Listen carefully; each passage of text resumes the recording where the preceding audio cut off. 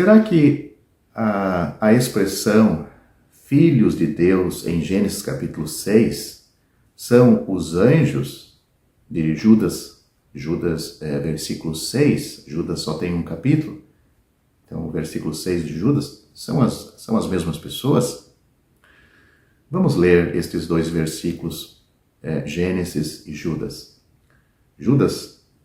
Gênesis diz: viram os filhos de Deus que as filhas dos homens eram formosas e tomaram para si mulheres de todas as que escolheram. Então, Gênesis capítulo 6, versículo 2. Judas, versículo 6 diz: e aos anjos que não guardaram o seu principado, mas deixaram a sua própria habitação, reservou na escuridão e em prisões eternas até o juízo daquele grande dia. Homens capazes têm divergido sobre esse tema há anos, mas vou apresentar aqui 3 sugestões para provar que estas passagens, estes versículos, as ocasiões são diferentes, ou seja, elas tratam de assuntos diferentes. Primeiro, a frase filhos de Deus não significa necessariamente anjos. 3 vezes os anjos são chamados de filhos de Deus em Jó, capítulo 1, versículo 6, no capítulo 2, versículo 1 e no capítulo 38, versículo 7.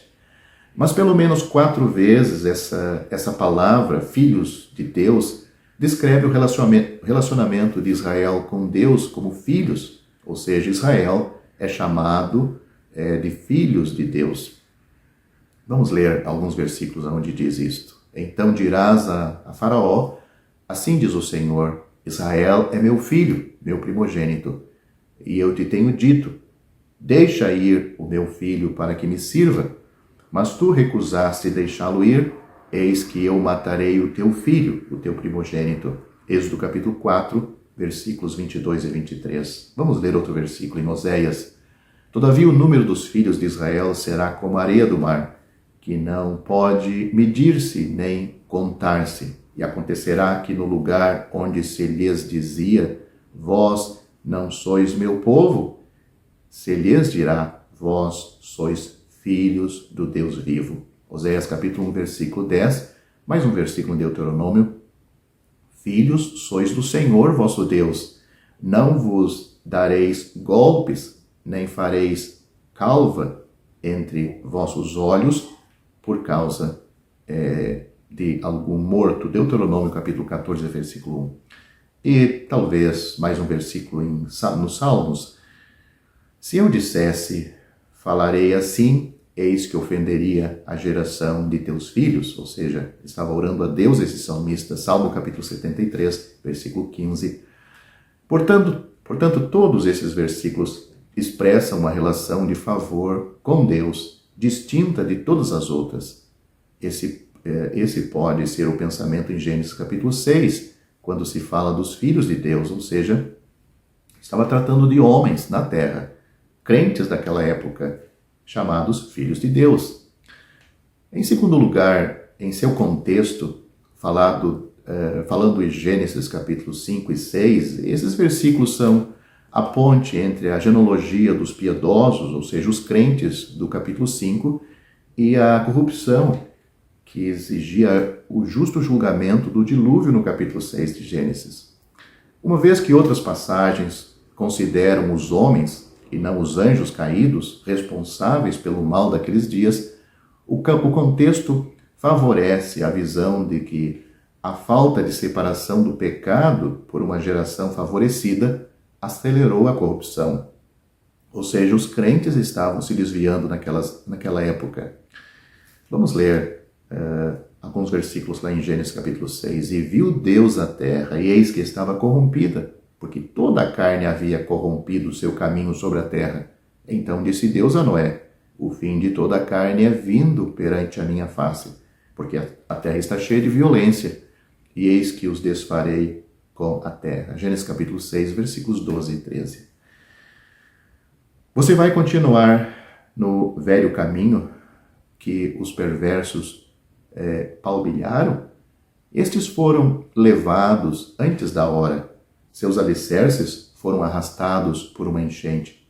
Eles disseram a Deus: deixa-nos. Que é que o Todo-Poderoso poderá fazer conosco? Isto está em Jó, capítulo 22, versículos 15 e 17. Jó viveu naqueles dias diluvianos. Outro versículo em Pedro: ele, falando de Deus, não poupou o mundo antigo quando trouxe o dilúvio sobre aquele povo ímpio, mas preservou Noé, pregador da justiça, e mais 7 pessoas. 2 Pedro capítulo 2, versículo 5. Em terceiro lugar, o contexto em Judas também parece diferenciar as duas passagens. Com o Egito e Sodoma, esses anjos fazem parte de um dos muitos trigêmeos de Judas, que Judas fala em sua carta. Assim como os mencionados em Judas, no versículo 4, todos pecaram enquanto privilegiados e depois sofreram julgamento, como os do versículo 4 fariam. Vamos ler esses versículos para que você entenda. Porque se introduziram alguns que já antes estavam escritos para este mesmo juízo, homens ímpios, que converteram em dissolução a graça de Deus e negam a Deus, único dominador e Senhor nosso, Jesus Cristo. Judas então, versículo 4. Se os pensamentos de Lúcifer trouxeram julgamento imediato, como nós temos em figura, Isaías capítulo 14, versículos 12 e 13, profecia, o pecado destes anjos em Judas 6 também deve ter chamado o banimento imediato para cadeias eternas. Vamos ler estas duas passagens para que você entenda. Como caíste desde o céu, ó Lúcifer, filho da alva, como foste cortado por terra, tu que debilitavas as nações, e tu dizias no teu coração: eu subirei ao céu, acima das estrelas de Deus, exaltarei o meu trono, e no monte da congregação me assentarei aos lados do norte. Isaías capítulo 14, versículos 12 e 13. Mais um versículo em Judas para que você entenda, versículo 6. E aos anjos que não guardaram o seu principado, mas deixaram a sua própria habitação, reservou na escuridão e em prisões eternas até ao juízo daquele grande dia.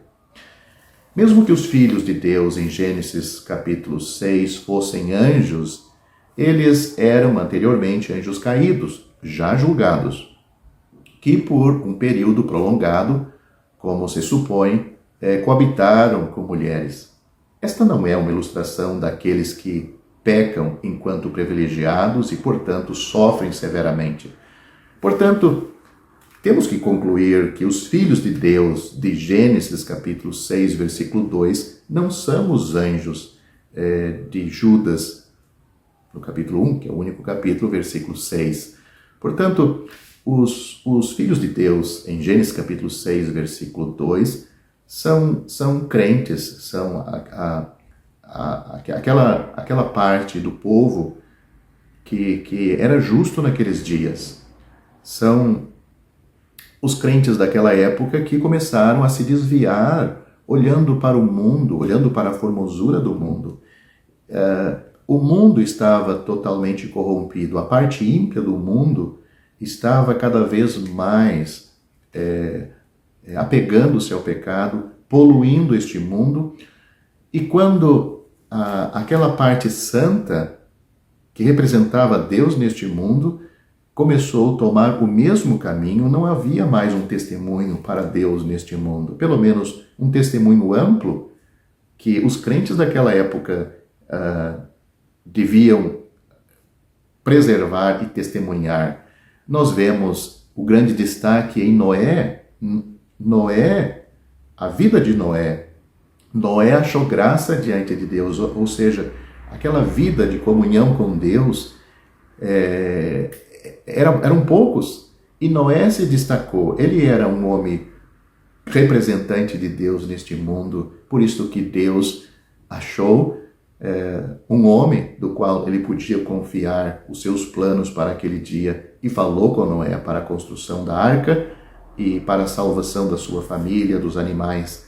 Mas os crentes se desviaram e foram condenados, não ao inferno, mas foram condenados junto com os ímpios, porque é assim que também o Novo Testamento nos ensina. Você pode ler 1 Coríntios capítulo 11, onde vemos que os crentes lá em Corinto não estavam vivendo à altura da vocação, do chamado de Deus para vidas santas. Portanto, Paulo diz que havia muito entre os coríntios que já dormiam, pois esta é a expressão para o salvo.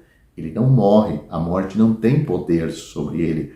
A morte no sentido, o poder da morte, não pode levar à segunda morte.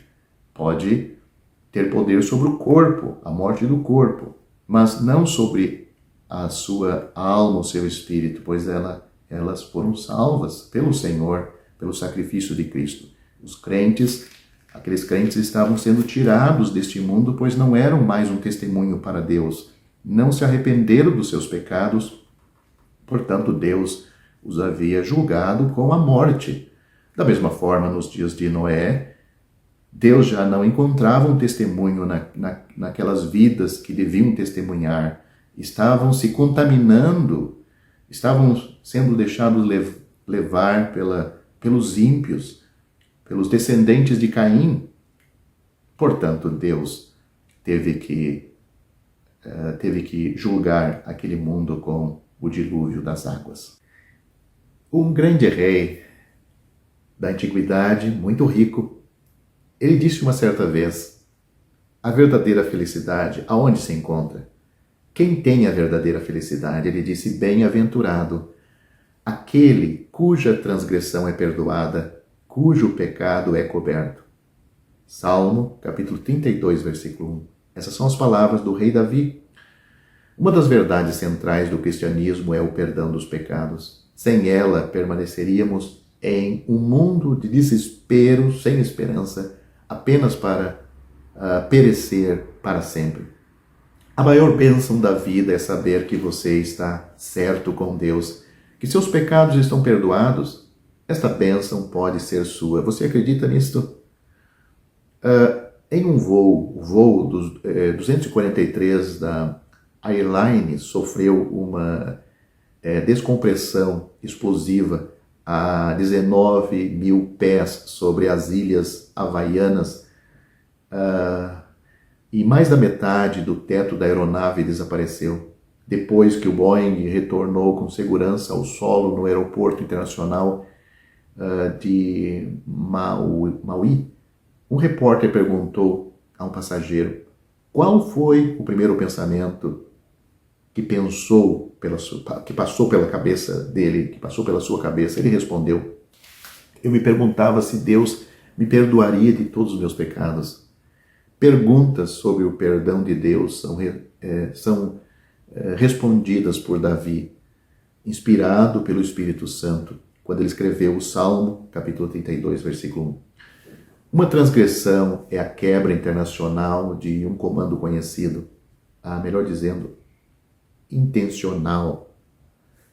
Tudo o que fica aquém do padrão perfeito de Deus é o pecado.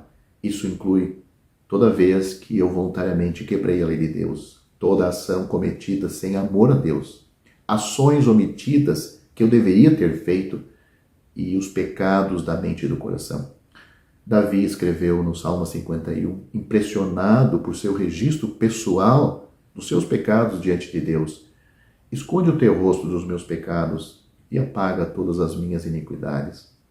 Não há nada mais ofensivo a Deus do que o vasto registro de nossos pecados pessoais contra Ele. Quando Deus perdoa, Ele perdoa cada pecado.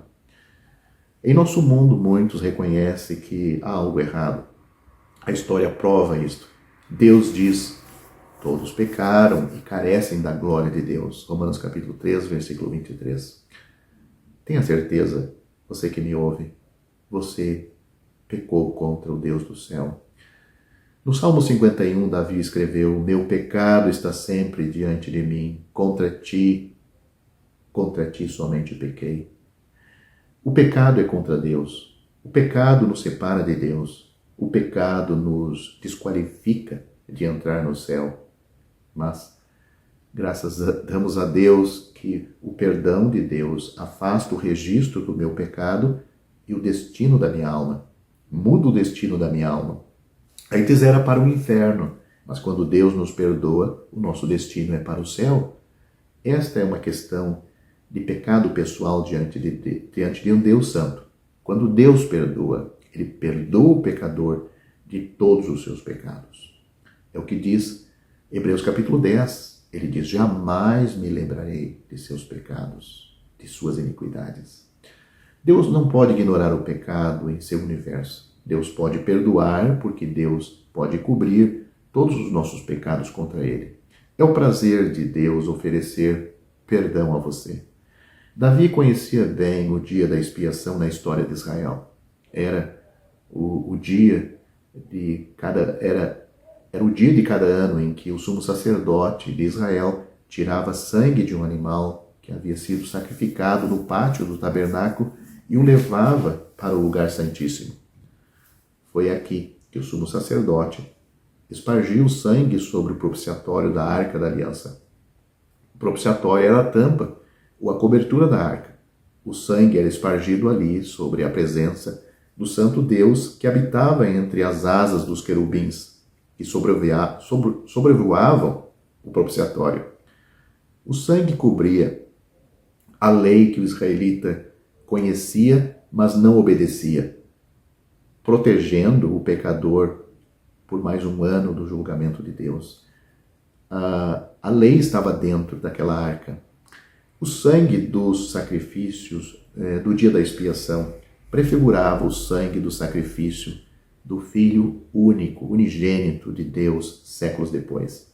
Seu precioso sangue pode cobrir o registro de nossos pecados pessoais e nos proteger para sempre da ira de Deus. Seu sacrifício nunca teria que ser repetido. Na cruz, Deus lidou com os pecados passados, presentes e futuros, de uma vez por todas. Então Deus pode perdoar, porque Ele olha para o que o Senhor Jesus Cristo fez na cruz. Por causa do sangue do sacrifício de Cristo, nossos pecados podem ser cobertos. Em quem temos a redenção pelo seu sangue, a remissão dos pecados, segundo as riquezas da sua graça. Efésios capítulo 1, versículo 7. Pecados cobertos significa que eles são totalmente, completamente e generosamente perdoados. Sem perdão, você perderá sua alma e Deus julgará seus pecados. Seus pecados já estão cobertos, você que me ouve? Seus pecados estão cobertos.